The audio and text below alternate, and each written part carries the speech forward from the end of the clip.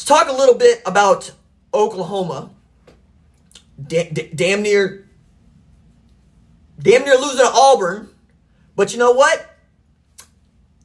I saw what I need to see from Michael Hawkins. War damn Hawk is what it looked like, dog. I mean, 161 pass yards. All right, fine, I'll take it. Jackson Arnold throw for 200 yards all year. I'll take it. But it really was, again, the strength of this team, the defense that won the damn football game.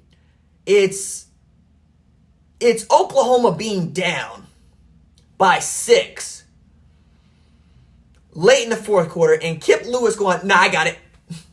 Taking the ball out the air, running it back, score, you get the lead. And then R. Mason Thomas coming in like Mariano Rivera, calling game, set, sack. Again. It is not a game that Oklahoma looked like winning, man. 21-10 late in the fourth quarter for a 27-21 victory for your first win in the SEC, first road win in the SEC. Michael Hawkins Jr. became the first OU true freshman quarterback to win on the road in his first career start after being the first OU true freshman to get his first start on the road since Troy Aikman did Kansas 1984. By the way, Oklahoma lost that game. So we have all of that, and he's just the 7th quarterback in the history of OU football to start as a true freshman at all. And my goodness, if that defense did not just decide to get behind him, man. And it seems to make all the difference. Now, there is quite a bit there that I was upset about watching with Oklahoma, particularly how it looked like we were trying to throw this game away in the second and third quarter. And I kept going, I'm at this wedding. I'm not supposed to be making all these loud noises. I'm not supposed to be getting upset. But I'm getting upset because Auburn is bad. Auburn is not a good football team. I don't know how much longer you're going to get to talk about Hugh Freeze's Auburn, but it's not a good football team. And I know this is true because I watched them against Arkansas last week. And I know that they can't throw the football because I've been watching Auburn throw the football around for the better part of a year now. And one of the things that I thought was kind of frustrating was they could never find a quarterback that could get it done. So they go to Peyton Thorne last year. They're in some close ball games with Georgia, some close ball games with Alabama, but the passing game was never there.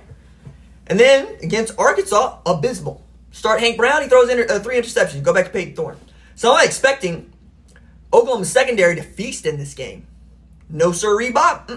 I watched Peyton Thorne go 21-32 for 338 pass yards with 3 TDs and just 1 interception that happened to be returned back to the house. I watched Jarquez Hunter go for 97 damn yards on 17 rushes.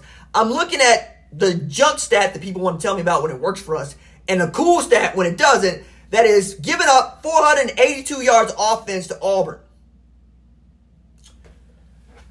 Did Oklahoma make some plays late? Absolutely.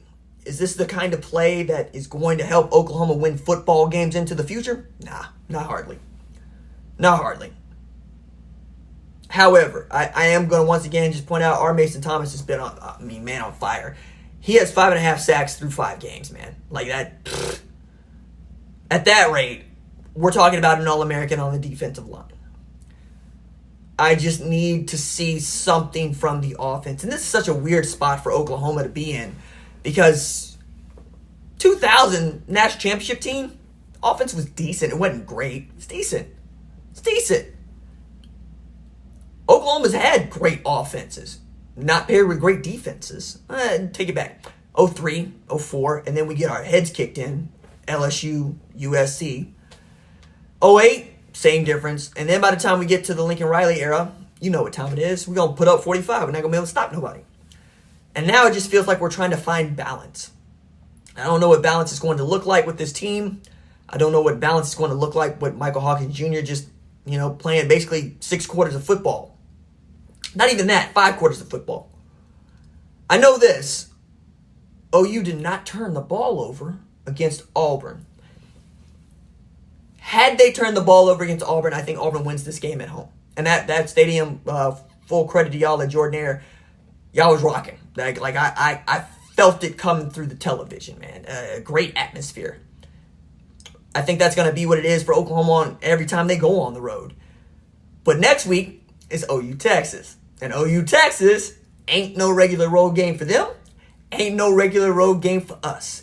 And I think the height of respect is Steve Sarkisian going, Mississippi State is basically a group of 5 program this year. We're going to sit Quinn Ewers and make sure he's ready for the game that absolutely, positively we have to win, because Oklahoma's going to want this one more than they wanted it in a long time. I mean, I take that back. OU really wanted last year because the 49-0 stomping that Texas fans want to bring up to us as if OU ain't never beat down Texas. Wanted that one in the worst way. This one is more about what Texas thinks it's going to do.